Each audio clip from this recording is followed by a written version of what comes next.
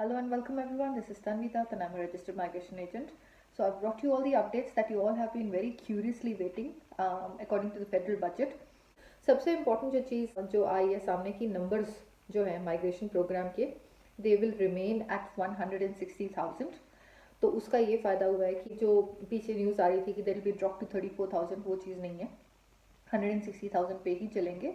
और जो सबसे ज़्यादा अच्छी बात ये है कि वो ग्रेजुअली इंक्रीज करेंगे और 2024 तक वो 201,000 तक भी पहुंच जाएंगे, यानी कि 2,01,000 तक नंबर्स बढ़ जाएंगे. अब माइग्रेशन का जो प्रोग्राम है उसके अंदर जो फैमिली स्ट्रीम के वीज़ाज हैं उनमें बहुत बड़ा नंबर बढ़ाया है. 47,732 से 77,300 प्लेसेस जो है उन्होंने वन ऑफ बेसिस यानी कि इस फाइनेंशियल ईयर के लिए बढ़ा दी हैं. सबसे ज़्यादा इम्पोर्टेंट यानी कि प्रायोरिटी जो जिन वीज़ाज को दी जाएगी वो होंगे employ sponsored visas, global talent visa और business innovation and investment visa. ये 3 वीज़ाज जो हैं वो प्रायोरिटाइज किए जाएंगे. इसके बाद जो ऑन शोर जो एप्लीकेंट्स हैं और जो पार्टनर वीज़ा वाले एप्लीकेंट्स हैं उनके अगर रेलेवेंट स्पॉन्सर्स जो हैं वो रीजनल एरिया में यानी कि डेजिग्नेटेड रीजनल एरिया में रिजाइड कर रहे हैं तो अगेन उनको भी ईयर 2020-21 प्रोग्राम में प्रायोरिटाइज किया जाएगा. कुछ एप्लीकेंट्स ऐसे हैं कि जिनको वीज़ा ऑलरेडी मिल चुका है और वो ऑफशोर हैं तो उनको कुछ वेवर्स और कुछ रिफंड्स अनाउंस हुए हैं. जो प्रोस्पेक्टिव मैरिज वीज़ा होल्डर्स हैं उनको गवर्नमेंट ने रिफंड अनाउंस किया है. दे हैव सेड कि अगर आप प्रोस्पेक्टिव मैरिज वीज़ा होल्डर हैं तो आप अपने वीज़ा की फ़ी रिफ़ंड करवा सकते हैं, पर्टिकुलरली बिकॉज आपकी जो डेट ऑफ एंट्री है वो एक्सटेंड नहीं की जाएगी और चांसेस है कि अगर आप ऑफशोर हैं तो आपका जो वीज़ा है वो शायद कैंसिल कर दिया जाए. तो at least you will be able to get the visa fee back जो आपने वीज़ा फ़ी लगाई है.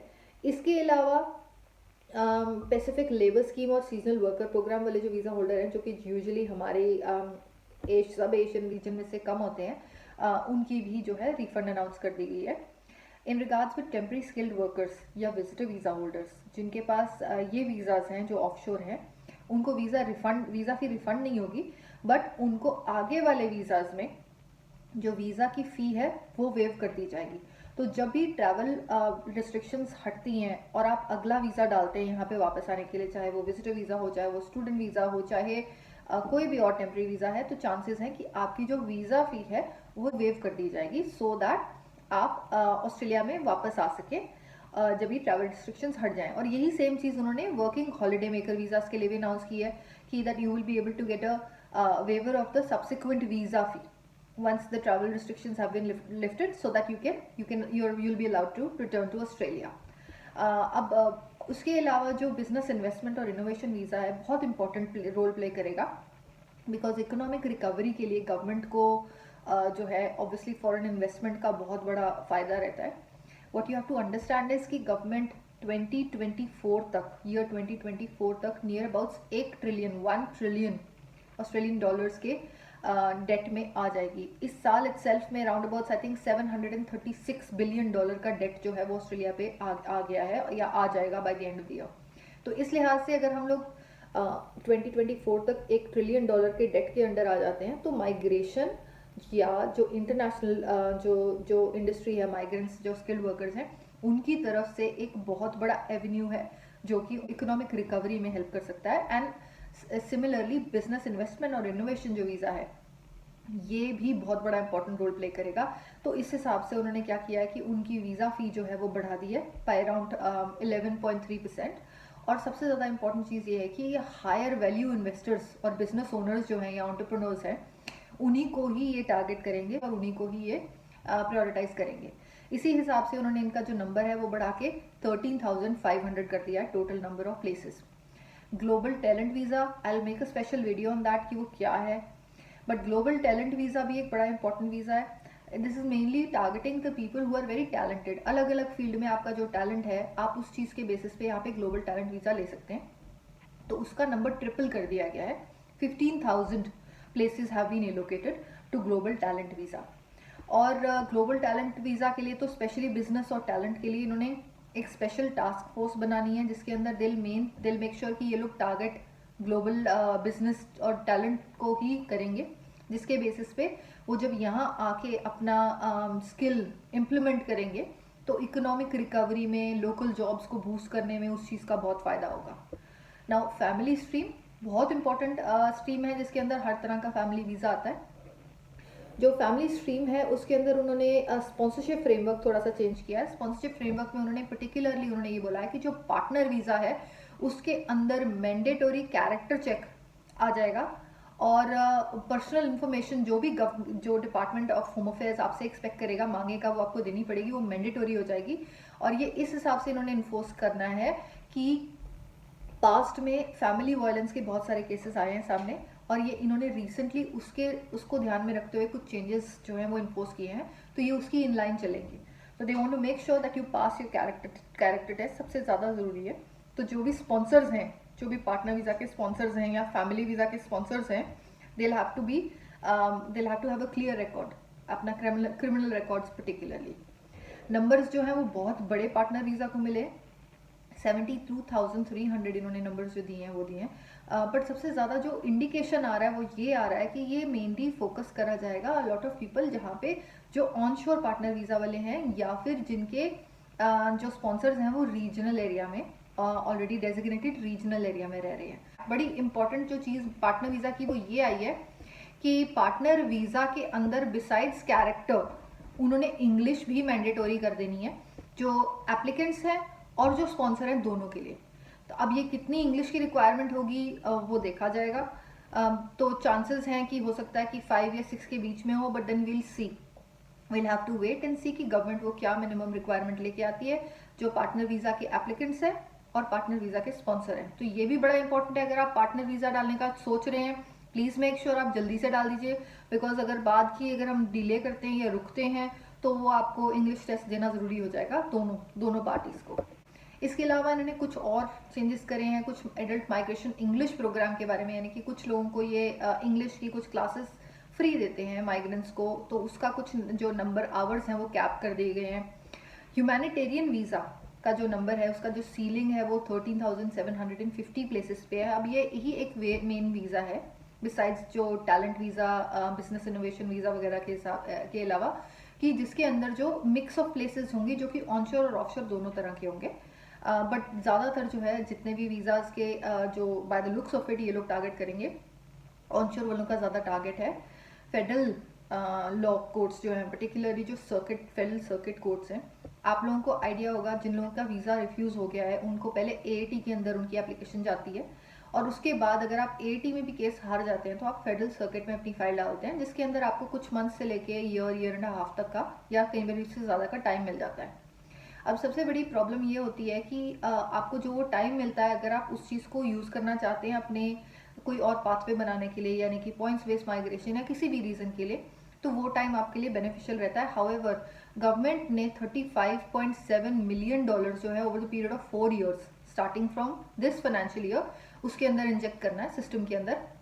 मतलब कि एडिशनल रिसोर्सेज प्रोवाइड किए जाएंगे, एडिशनल जजेस होंगे, जिसका पर्पस होगा कि वो जो सारे के सारे जो पेंडिंग केसेस हैं उसको एक्सपर्टाइट किया जाए।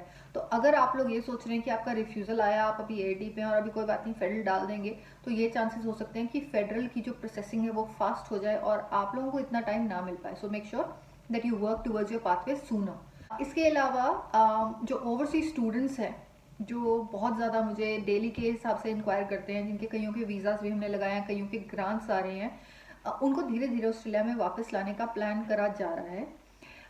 जैसे कि नॉर्दर्न टेरिटरी से न्यूज़ आई है कि 70 उनका जो पायलट प्रोग्राम है उसमें 70 स्टूडेंट्स एक्सपेक्टेड हैं इस महीने के एंड तक, दैट दे वुड रिटर्न, जो चार्ल्स डार्विन में पर्टिकुलरली पढ़ रहे हैं। उनको एक गवर्नमेंट क्वारंटीन पीरियड 2 वीक्स का मैंडेटरी क्वारंटीन पीरियड होगा, जिसके जो खर्चा होगा, जिसका जो एक्सपेंस होगा वो आप लोगों को खुद बेयर करना पड़ेगा। बट एनटी से 70 स्टूडेंट्स की अप्रूवल की न्यूज़ आई है कि मोस्ट लाइकली अक्टूबर के एंड तक शायद वो लोग अलाउ कर देंगे। सिमिलरली साउथ ऑस्ट्रेलिया, बहुत टाइम से बात चल रही थी कि साउथ ऑस्ट्रेलिया यानी कि एडलेड में स्टूडेंट्स वापस आ रहे हैं। अराउंड 300 स्टूडेंट्स एक्सपेक्टेड है और उनका जो पायलट प्रोग्राम है वो नियर अबाउट्स अप्रूव्ड है, तो वो चीज़ है एक देखने वाली। But then that obviously hasn't been approved, so we don't know how soon would they come. Similarly हो सकता है कि बाकी की सारी स्टेट्स धीरे धीरे करके अपने स्टूडेंट्स को वापस बुलाएं। ये सबसे ज़्यादा इम्पोर्टेंट इसमें ये है कि ये सारी की सारी चीज़ मैटर करेगी कि आप कौन सी कंट्री में बैठे हैं और वहाँ पे कोविड का नंबर क्या है। तो हो सकता है कि वो आपको जब क्वारंटीन करने के लिए बुलाएं तो 2 वीक्स तो मैंडेटरी हो ही हो। अगर सपोज लगा लेते हैं कि वो उन कंट्रीज में से भी स्टूडेंट्स को वापस बुलाते हैं जिनमें कोविड का नंबर बढ़ रहा है, तो हो सकता है शायद थोड़ा सा लंबा क्वारंटीन करने को कह रहे हैं। स्टेट्स जो हैं मोस्टली एक्सपेक्टेड है कि सारी स्टेट्स जो है मोस्टली दिसंबर तक बॉर्डर्स खोल देंगी आपस में। एक्सेप्शन है वेस्टर्न ऑस्ट्रेलिया की, वेस्टर्न ऑस्ट्रेलिया नहीं खोलेगी by the end of the year borders, but बाकी की सारी स्टेट्स मोस्ट लाइकली बॉर्डर्स खोल देंगी। आज ही मैं न्यूज़ में I was just actually having a look कि साउथ ऑस्ट्रेलिया और विक्टोरिया का शायद बॉर्डर बहुत जल्दी खुल जाएगा। अगर बॉर्डर खुल भी जाता है तो देर आर चांसेस कि आपको शायद अगर गवर्नमेंट क्वारंटीन ना करना पड़े तो शायद सेल्फ क्वारंटीन तो कम से कम करना पड़ेगा। बट जैसे ही खुलेगा they'll come up with all the requirements for people who are moving. इसीलिए स्टेट्स का जो सीन है वो ये है। For people who are stuck overseas, अगर आपके पास कोई टेम्प्रेरी वीज़ा है तो फिर आपको अभी वहीं पे रुकना पड़ेगा, बिकॉज अभी आपके लिए कोई अनाउंसमेंट्स नहीं आई हैं। You would not be allowed to enter Australia unless the travel ban is lifted, जिसकी एक्सपेक्टेशन है most likely in the second half of next year. तो अगर वैक्सीन पहले आ जाती है तो चांसेस है कि शायद पहले बॉर्डर्स खुल जाए, बट ये हो सकता है कि जुलाई तक भी शायद ये बात चली जाए। हो सकता है कि सारे ओवरऑल कंप्लीट बॉर्डर्स जो हैं वो ओपन होने, यानी कि हर कंट्री का ट्रैवल शायद जुलाई तक ना खुले। ट्रैवल बबल्स खुलने शुरू हो जाएंगे, जो कि मोस्ट लाइकली 16 अक्टूबर से शायद पहला ट्रैवल बबल खुल जाएगा न्यूजीलैंड के साथ। उसके अंदर भी जो कैच ये है कि अभी सिर्फ न्यूजीलैंड वाले यहाँ आ सकते हैं और सिर्फ न्यू साउथ वेल्स और नॉर्दर्न टेरिटरी ही आ सकते हैं।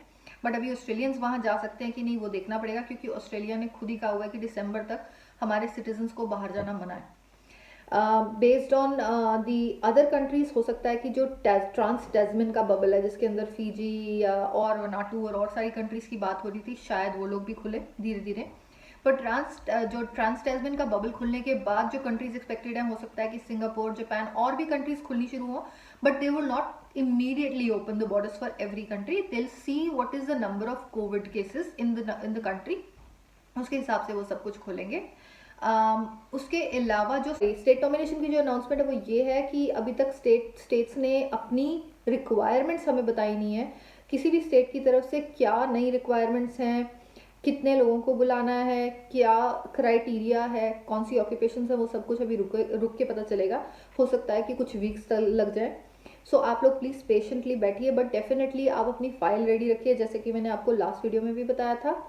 और बिसाइड्स दैट आई थिंक 485 के बारे में तो काफ़ी अच्छी न्यूज़ पीछे 2-3 हफ्ते पहले आ ही चुकी है कि अगर आप ऑफशोर भी बैठे हैं तो आपको 485 ग्रांट हो सकता है, और आप ऑस्ट्रेलिया में जब एंटर करेंगे तभी वो स्टार्ट होगा, आपका इन इफेक्ट होगा। तो 2 ईयर का पीरियड अगर आपको या ज़्यादा का जो भी आपका टाइम ड्यूरेशन है वो मिल रहा है, तो आपको वो तब से स्टार्ट होगा जब से आप ऑस्ट्रेलिया में एंटर करेंगे। कुछ स्टूडेंट वीज़ा का रिक्वायरमेंट होता था कि विद इन लास्ट 6 मंथ्स आपका स्टूडेंट वीज़ा होल्ड किया हुआ होना चाहिए, वो 12 मंथ्स का कर दिया। यानी कि अगर आप पिछले 12 मंथ्स में भी स्टूडेंट वीज़ा आपने होल्ड करा है और आप उसके बाद कोविड की वजह से फर्दर वीज़ा नहीं डाल पाए या नहीं आ पाए, तो आपको कंसिडर करा जाएगा। और लास्टली उन्होंने एक और चीज़ बोली है कि अगर आपका पहले ऐसा था कि अगर आपका जो 485 आप डाल रहे हैं तो आपकी विद इन लास्ट 6 मंथ्स पढ़ाई खत्म हुई होनी चाहिए, वो उन्होंने बढ़ा के अगेन 12 मंथ्स कर दी है, but only for those people जिनको कोविड की वजह से 485 डालने की रिस्ट्रिक्शन थी, स्पेशली जो लोग ऑफशोर गए हुए थे। तो ये मेन चीज़ें हैं, मेन चेंजेस हैं सो फार जो अभी तक आए हैं। Please keep an I on my page, I keep coming with all the new updates. तो मैं वही करूँगी, जैसे जैसे कोई स्टेट अपनी रिक्वायरमेंट्स निकालती जाएगी, we'll try and bring them to you as soon as we can. For now you can call me on 0468784780 and book in a consultation अगर आप इंडिविजुअली अपनी प्रोफाइल डिस्कस करना चाहते हैं, या आप अपनी इंक्वायरीज के लिए हमारे को फेसबुक के थ्रू भी क्विक क्वेश्चंस भेज सकते हैं। And we are open to take your consultations between 10 AM to 6 PM Australian Eastern Standard Time, यानी कि मेलबर्न टाइम, क्योंकि हम लोग यहाँ पर हैं। और फेस टू फेस कंसल्टेशन तो हम लोग नहीं ले पाएंगे, but we can definitely book you in for a telephonic या फिर video consultation. So please take care everybody, I keep coming with the new updates. Try करें कि आप मेरा वीडियो शेयर करें so that other people can also get this information. For now, thank you.